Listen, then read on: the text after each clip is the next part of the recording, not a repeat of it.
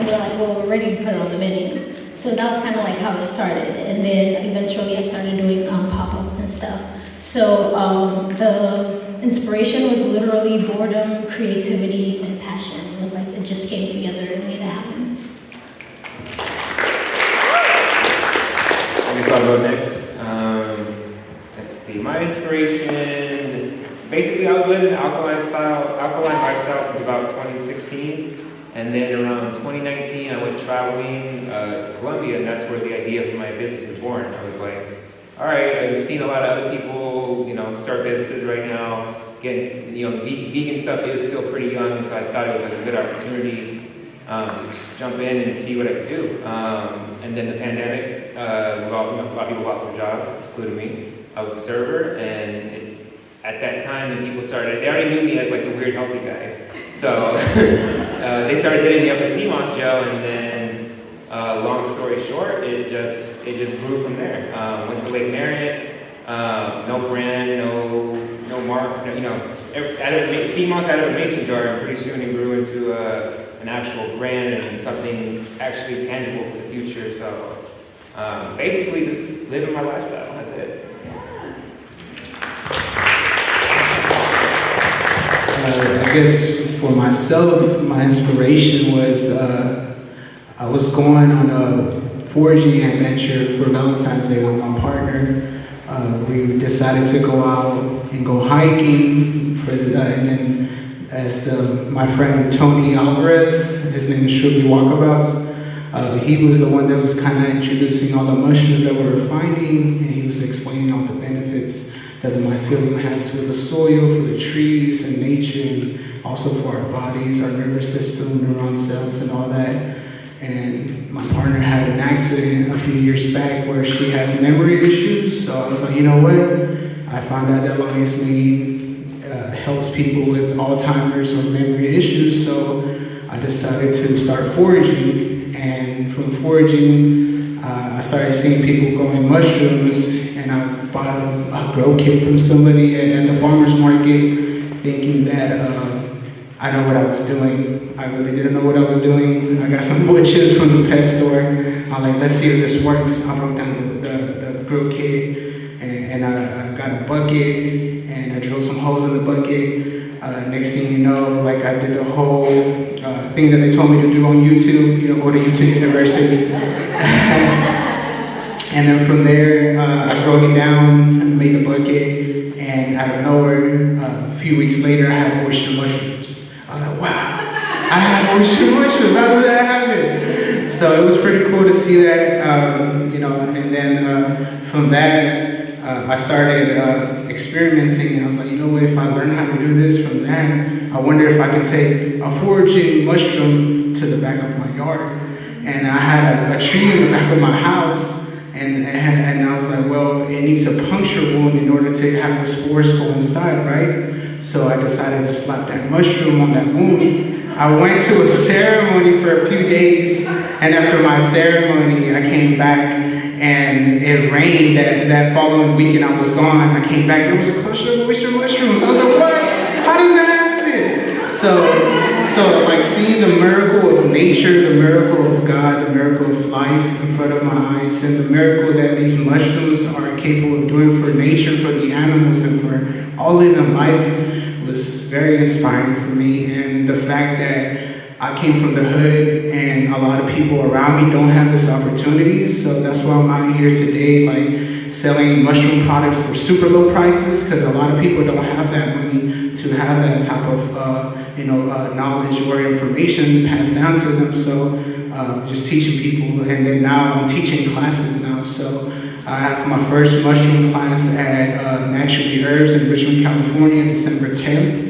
And instead of like now, I wanted to have a mushroom farm, so from there I ended up just focusing on teaching, because right now I can't have that. That's in the future. So for now, let me educate. So yeah, I started decolonize almost because I was really inspired by nature, and that's why I'm so dedicated to protecting it at all costs.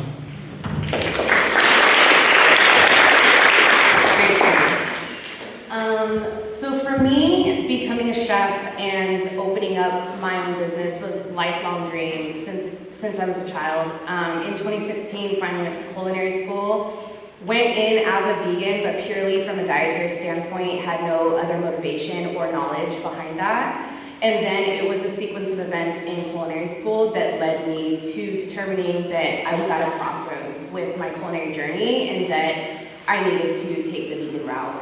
Everything from needing to give my own presentations about veganism and educating myself, butchery and viscerally having reactions of needing to butcher down animals and having that like connection of like, I can't do this as a career path.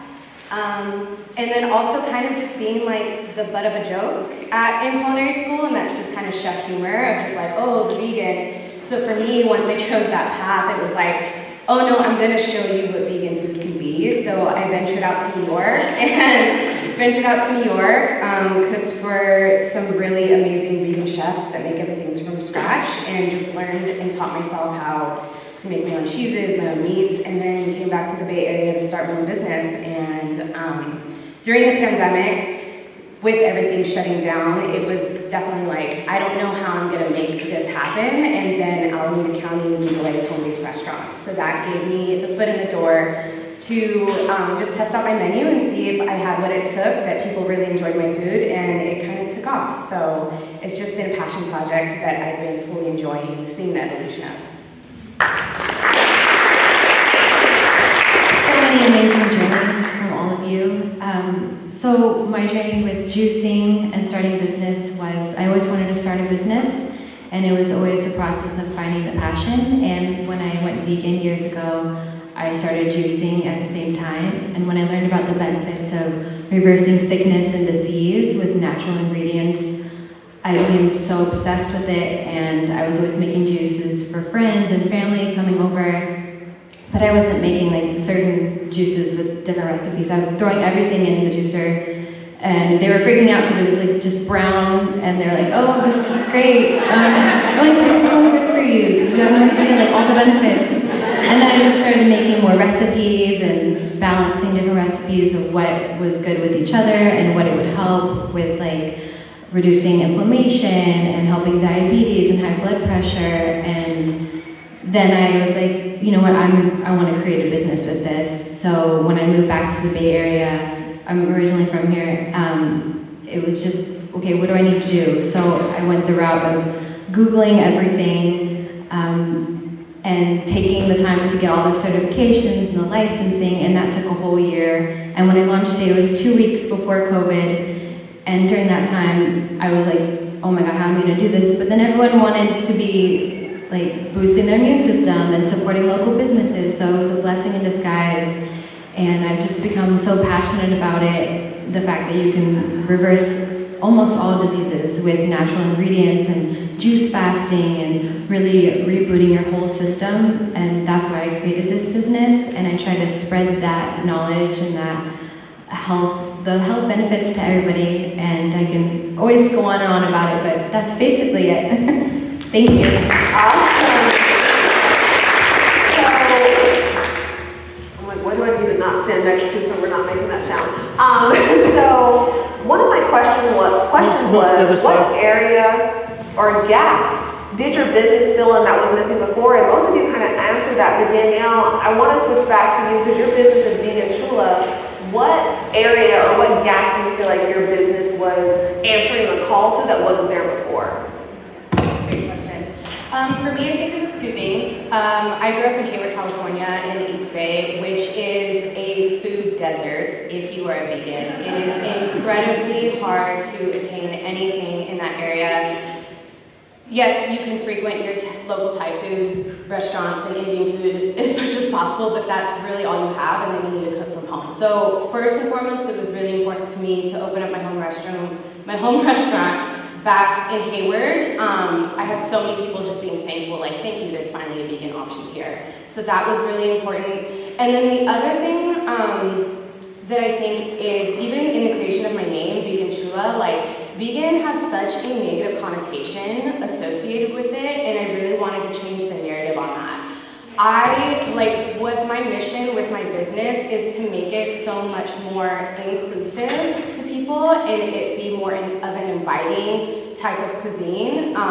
So it's very important to me to make it comfortable and to yes, have vegan in the name so that it can open up discussions, but it not be this exclusive thing where oh, I don't want to have our food because I don't mess with that kale quinoa. It's just oh no, just try it. Food is food, and then when you see how delicious it can be, then we can open up those conversations of okay, so why vegan and what got you on this path? But it's really important for me to have that in the name so that we can talk about it and we can kind of take the shame and the judgment out of the conversation.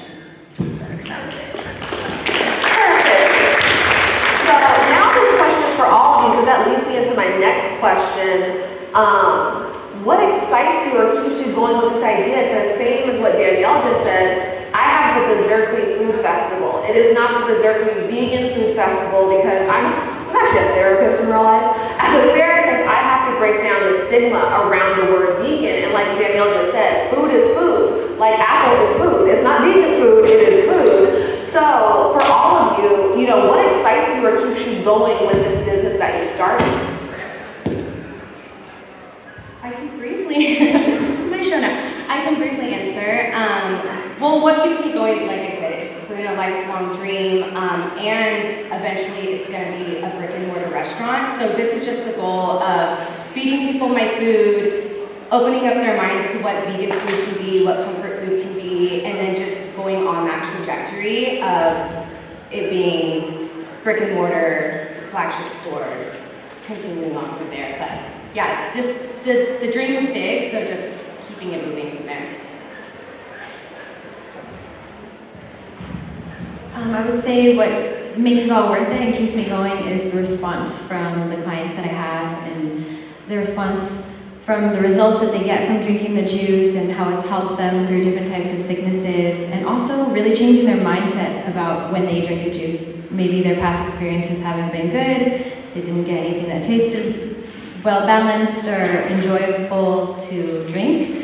So when I change their mind about that or see the reaction when they drink it, it makes me so happy. And the goal for the juice company, it used to be wanting to open a brick and mortar, but I think I just want to be able to expand further into other states and create obviously more jobs for people and just spread health and wellness to other people, and possibly classes to teach people more about how they can heal themselves naturally without going the pharmaceutical route. So that's kind of where I'm going, but it kind of always changes direction. So that's kind of the idea.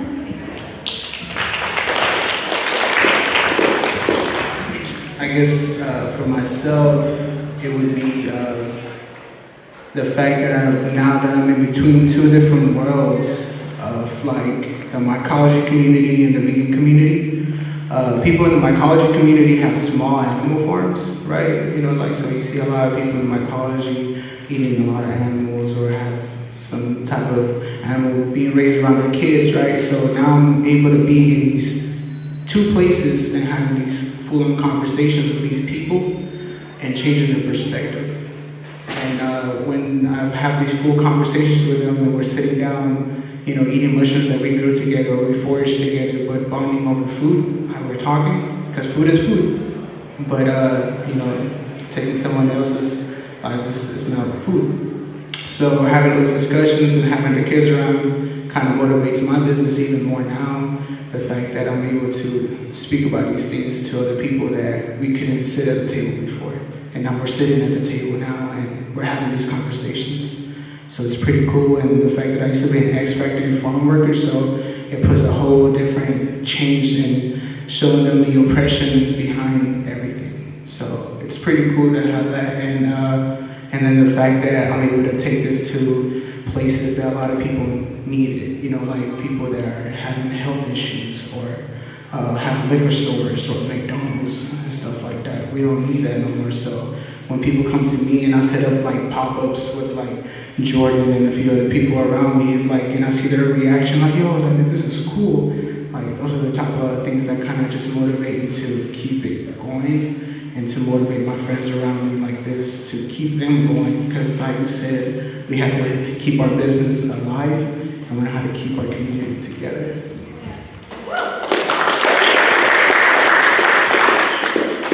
What keeps me going? I don't really know. I think it's just like, man, it's weird. I really don't know. I just been rocking every day, just not really reflecting too much on it. But I know that I'm getting better every day as like a cook. I am spreading messages that I'm proud to spread, which is like, piggybacking on all of you guys, we can heal ourselves. We can heal ourselves with our diet. We can heal ourselves with our lifestyles. How we treat each other, our energy, everything like that. And that's basically, I'm just taking it day to day right now.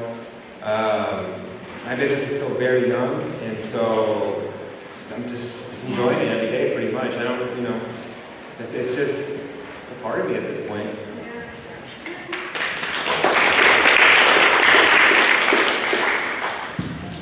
So for me, I feel like I get excited easily, so I have a couple of things that kind of keep me going. I think the biggest part of it is passion and reflection.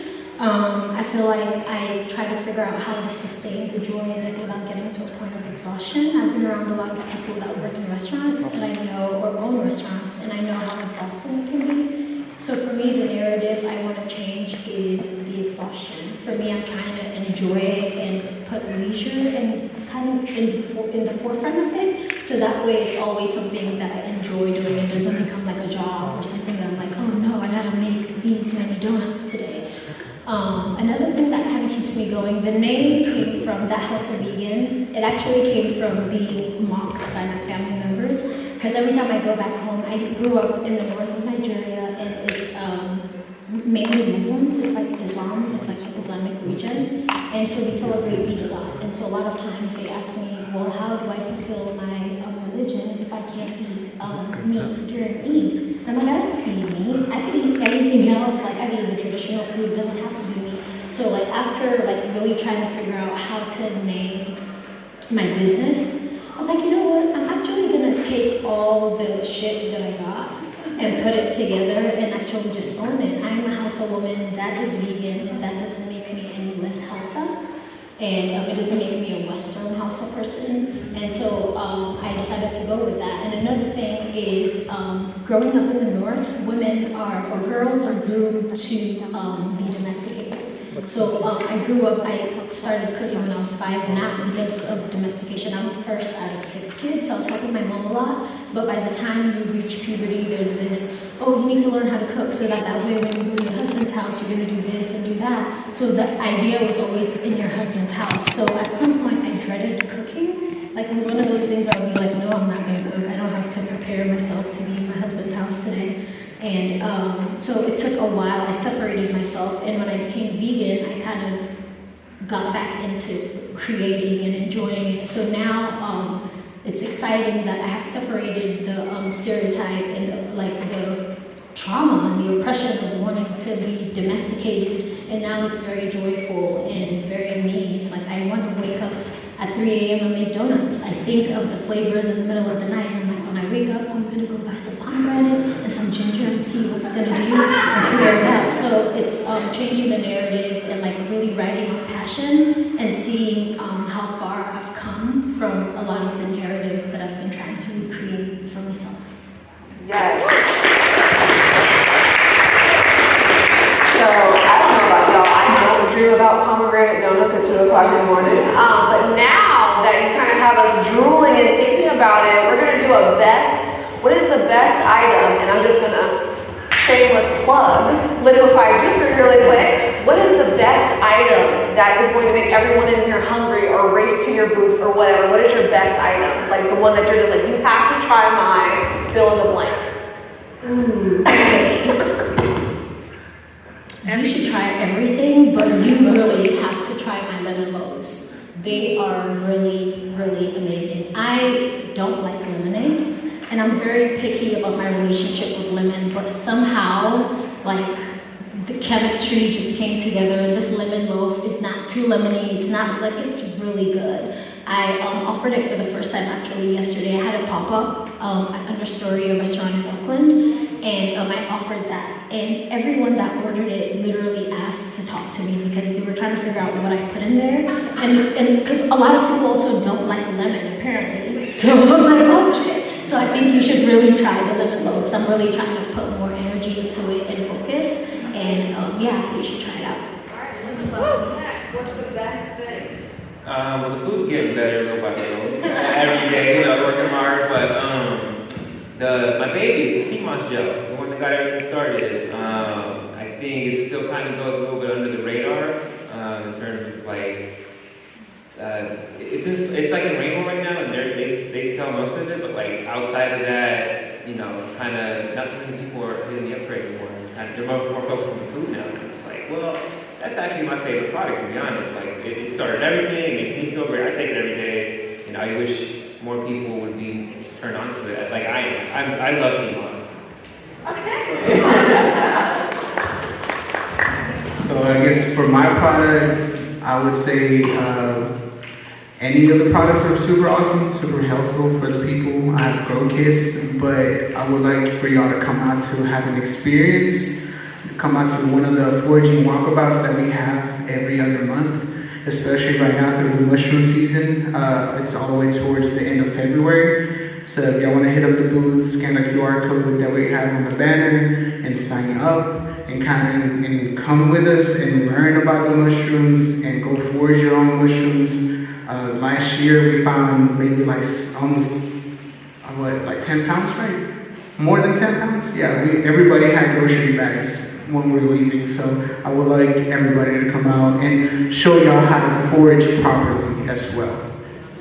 Still on that topic, I'm curious, where are some of these walkabouts? Where are we going to forage? So right now we are offering them in the East Bay and South Bay, and then now we are also offering more walkabouts all the way to Humboldt County, Arcata, Oregon, and a little bit towards Washington too.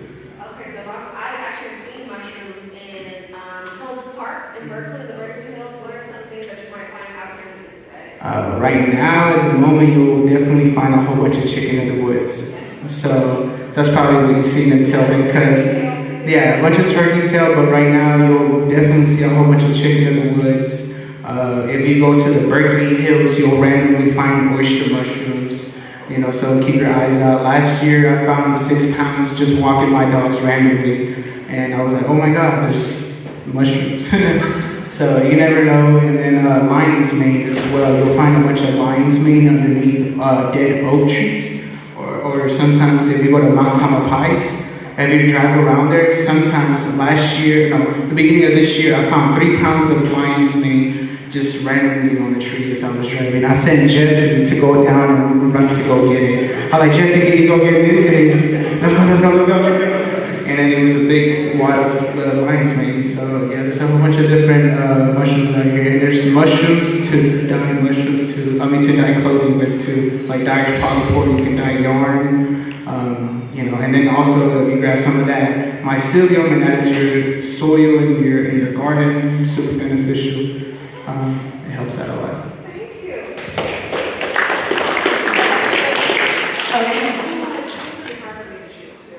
Okay, yeah. This is hard for me because I genuinely do try to curate my menu to be all bangers. Like my food is comfort food at its finest. But if I'm going off of what everyone has told me, I will say the poblano mac and cheese. It is nut-free, soy-free, soon to be gluten-free.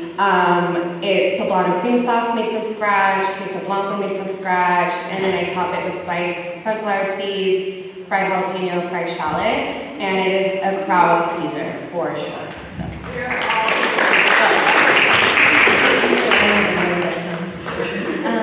I would say it's hard to choose between the juices because everyone has a different flavor palette, but the Good Food Awards high score winner is the Sunset Immunity and the Lush Greens.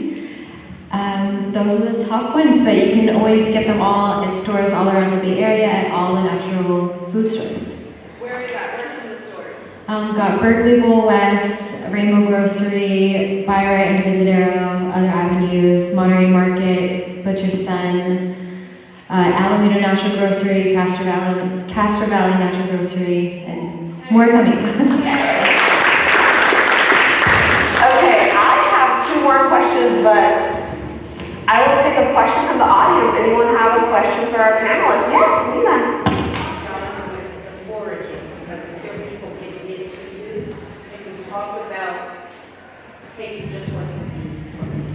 Oh yeah, if you're gonna be foraging, don't take everything because there is animals and other plant life that eat these type of mushrooms and other people that are foraging too. So if you're gonna go forage, make sure you spread the spores, tap the top of the mushroom to spread the spores, and also leave enough for everybody else to share. And also, if you don't know what you're picking, don't touch it.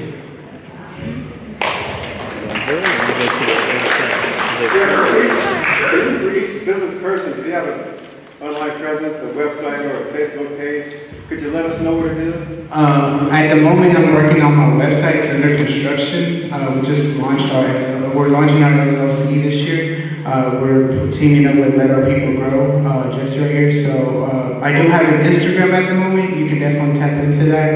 It's called Decolonize.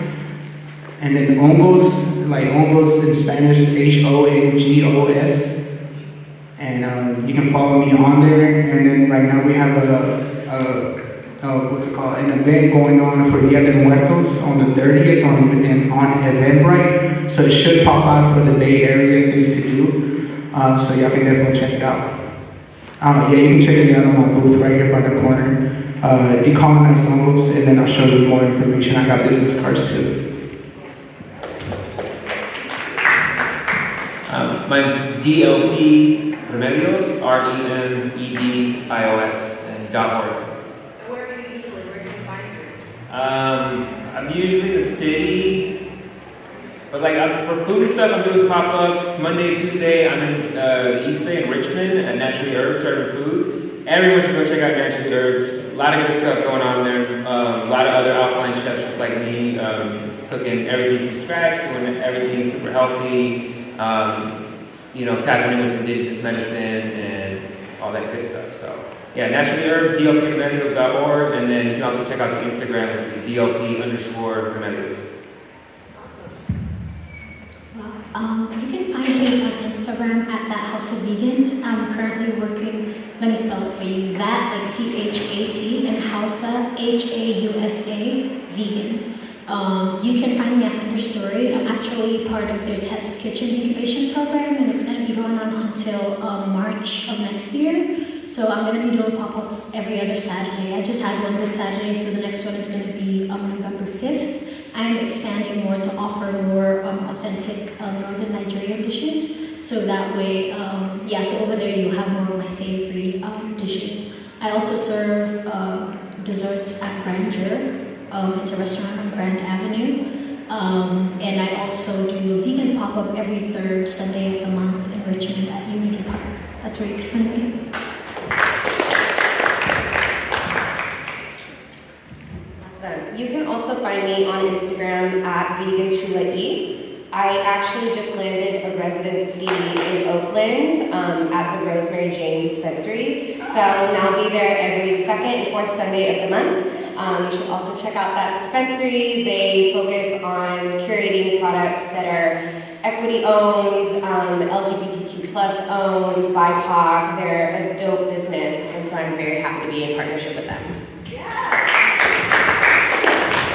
You can find me at Liquefied Juicery as the Instagram, and you can order pickup and delivery from liquefiedjuicery.com.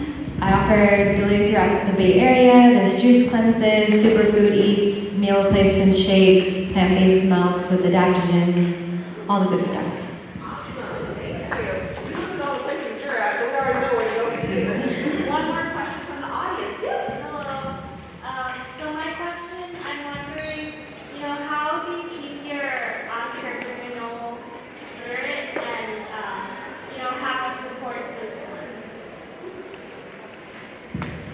I'll go first. I would say a support system, your family and friends, and all the people who love the products. They're always going to support you, and word of mouth is the best form of marketing.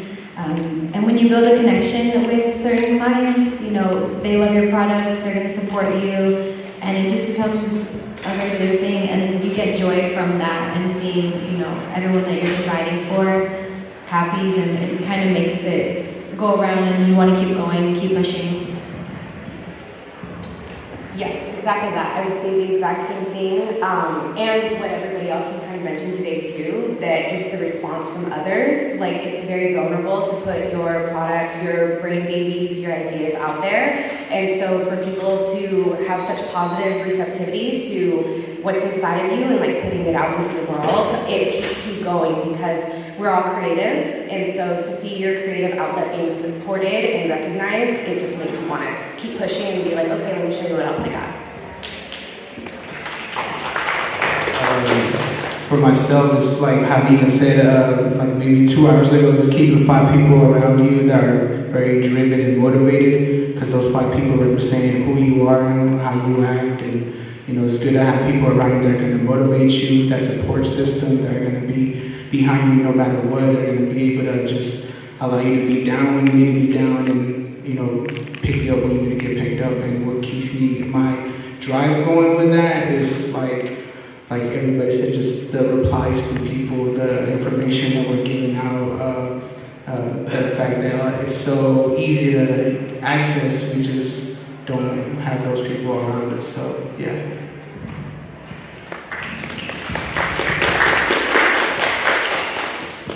For me, it's, I think being passionate is definitely number one. Without passion, you can't go through the ups and downs of being an entrepreneur. It's just like, it's hard, really hard, But being passionate about what you're doing, feeling good about promoting what you're doing, and I feel like what I'm doing is good for the community, good for, I just think it's a good thing. And so, because of that, I just try to get better every day at what I do, and that's pretty much my mindset right now. There's no quitting right now, and that's it.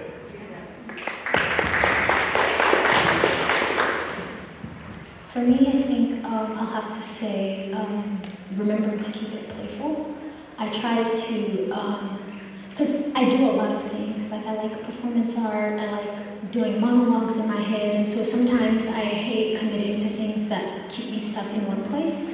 So when I'm making my donuts, I talk to my donuts. I'm like, hey, we're about to do this. Like I have a whole monologue, so I feel like, oh, I'm here cooking and I'm being an actress in my own head, So part of it is like keeping it playful. Another thing is like remembering why I'm doing it. I like what you said about passion, like just remembering why, because sometimes like the Bizerkely vegan festival, you knew what I was going through. Like I had people lined up to help me out, so I decided to say yes to a photo shoot in San Francisco, and I didn't realize it was going to be a 3-day shoot, and the people canceled out the day that I said yes to the shoot. So I'm like, oh shit, what am I going to do? I literally, after 3 days, came home shocked and made everything that I made for that festival that same night. Tried to prep and cook at the same time. So part of it is like, it's the passion. Sometimes when I go to bed, I'm like, how did I do this? And so for that festival, actually, one thing that happens to me every time as a woman, sometimes when you have things going on and your period shows up, you're like, what the fuck is going on? Like, is this my village people? Is it my ancestors? What did I do? But for that festival, I realized, okay, because I thought, okay, my period was going to show up for the photo shoot, but it didn't. So I was like, okay, what's going on? It came right after the photo shoot, before I started the festival. So when I laid down that night, I was like, what if my period is my ancestors actually trying to show up to help me? Because on that first day, I go so fast, like I don't even know how I do it. And then I reflect after, like, oh wow, yeah, I hated that my period came, but somehow I was able to do it. So I'm really trying to find that relationship, because I feel like it's something deeper than me that kind of keeps me going. Because I'm able to like wake up and keep it fun. People can cancel out on me, and I'm like, okay, well shit, we're about to do it alone. It's just me, and maybe we're gonna make maybe 2 batches less of brownies and 2 batches less of donuts. But either way, I'm gonna show up and I'm gonna have fun and I'm gonna talk to people. Because even if I'm not able to like cook and make it, like today, I was supposed to show up as a vendor, but I couldn't do it because I had an event yesterday. But I was like, you know what, I'm gonna show up in a different way. How do I show up and still be in the community? So it's all about following the passion and just allowing it to lead you to different places. I really love that.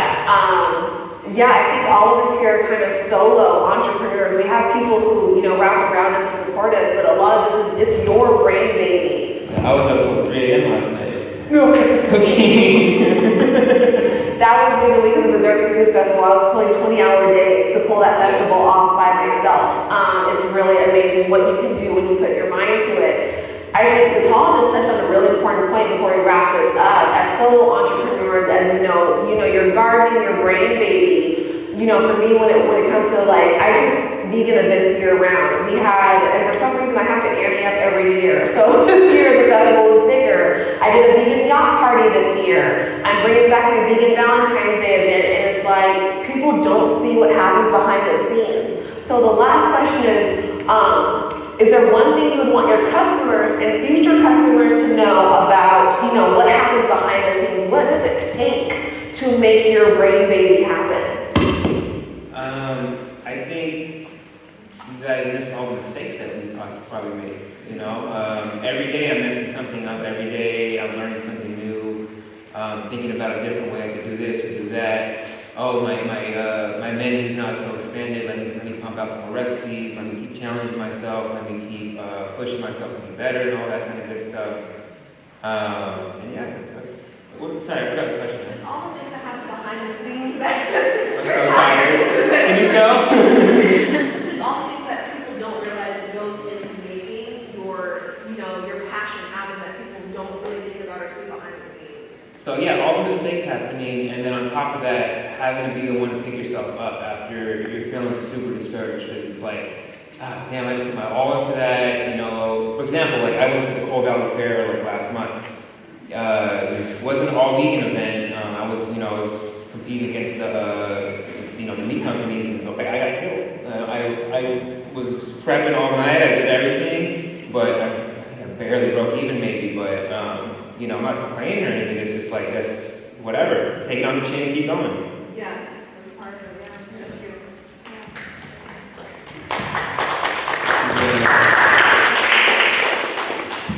But yeah, same as Jordan said, it's like those mistakes, those long hours, sometimes just prepping material for everybody, and the intentions that we put behind our products too, because there's love behind the things that we do. So that and let me see. I think that's it. For me, I think it would be like the amount of thought and intention that I put into every single detail of every dish that I make and every single recipe. It is years and years of experiences and a skill set that has been developed over time. And I think especially it's a blessing right now, right, that in the vegan world we have so much available products. Like we can just go to the grocery store, go to the freezer section, grab a box off the shelf, and like make a vegan meal. But it is a special skill set to be able to develop everything from scratch and just think over and over like weeks about how do I develop this texture and how do I still imitate that same taste profile and how do I still get the same ooh, this reminds me of my grandma's abondigas. Like, how do I recreate this memory that I have in my mind and I haven't tasted it in years? And so that's something that I don't want people to take for granted. And there are a lot of places that can just throw a Beyond Burger on, the grill and be like, here's an $18 burger. But there's so much intention I put into making plants, turning plants into the food that reminds you of your family's cooking.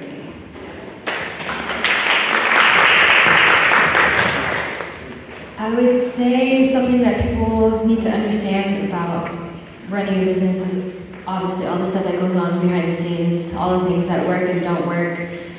You won't see it because at the end you just get the product, but you have no idea how much hard work goes into it, especially if you're just doing it all by yourself and you don't have employees or anything. So the days can be 14, 15, 16-hour days.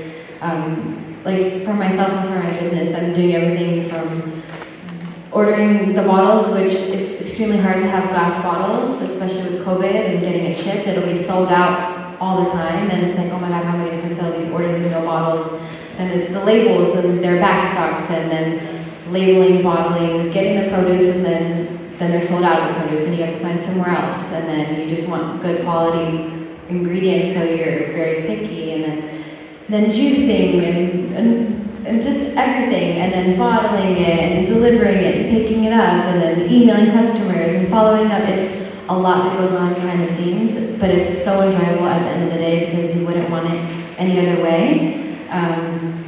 Yeah, I would say there's just so much more behind, when you hold someone's product, there's so much that goes into it, but we're just happy that you support our businesses, and thank you for that.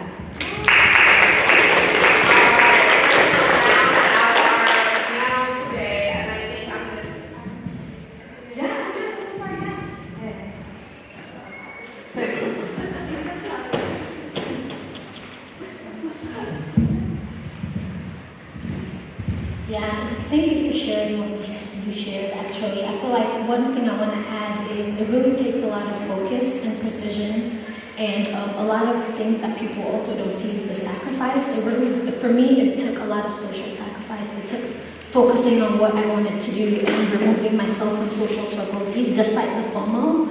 And because sometimes I know when I talk to people, they're like, well, because what if my friends, I'm like, you gotta sacrifice something sometimes. And then eventually you end up with communities of people that also do the same thing, and then you end up making friends in that community. And those people eventually come around, but at some point you have to sacrifice and really focus on what it is that you want, because if you have a purpose, you're supposed to accomplish it by any means necessary, whether or not you're by yourself or you have a community of people doing that with you. So that's one thing I wanted to add to that. Thank you.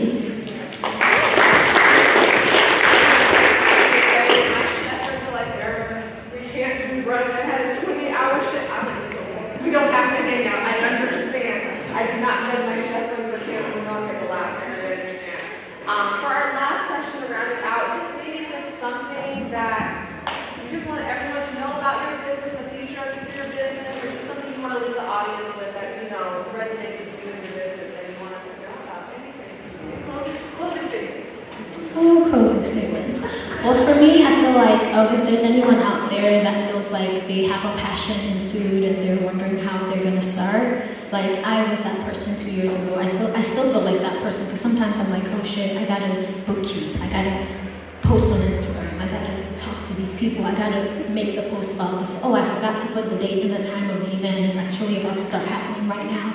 So I feel like for my business, it's really like a marathon. It's continuing. Right now I'm in the test kitchen program at Understory, and it's really a blessing for me. Yesterday I had a moment where I cried 3 times, where I was like, wow, I'm really living my dream. I'm out here cooking food that people would have to travel to Nigeria and even go to a village to actually taste. And it's on a menu in Oakland, So it's yeah, people can do what they put their minds to.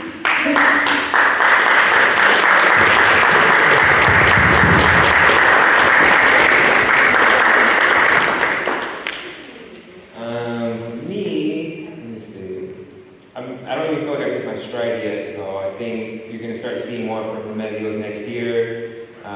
Goals keep getting bigger. Kind of like mama mentality, always trying to get better every single day, keep working every single day. Sacrifice are all part of it, ups and downs are all part of it, and it's okay. It's just, it's going to be okay in the end. You just got to keep believing in yourself. It's all it comes down to.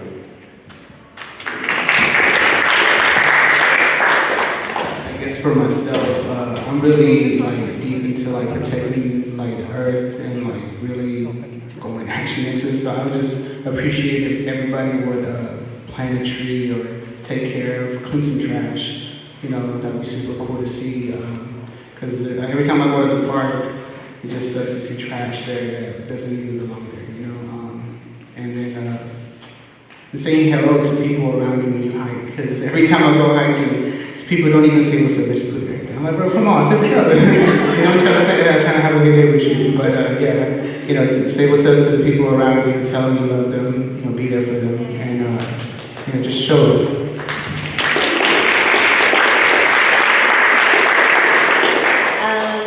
For me, everything just revolves around gratitude. I think I very much resonate with what she said just about how when you're living your passion, it's reflected to you, like the universe reflects that to you.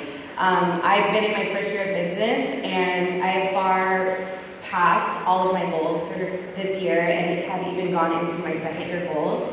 And it just shows me that when you're on the right path, you're always going to receive those green lights. I have really not hit any sort of obstacles. I've worked really hard to get to this place that I am right now. All of it has been below the soil for many years. So the fact that it's finally sprouted and everybody else is able to receive what I'm putting out, I am just like overwhelmed with gratitude.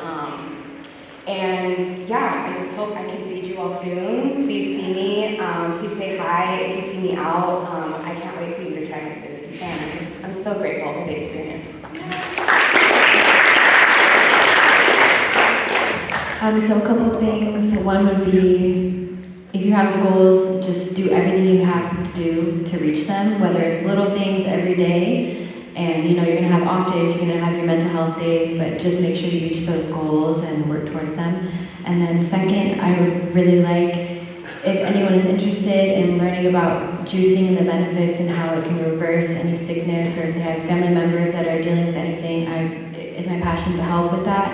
And I have a lot of knowledge I want to spread with that. And also, I need to hire people, so if anyone knows anyone that would like to work in the health and wellness industry, please reach out.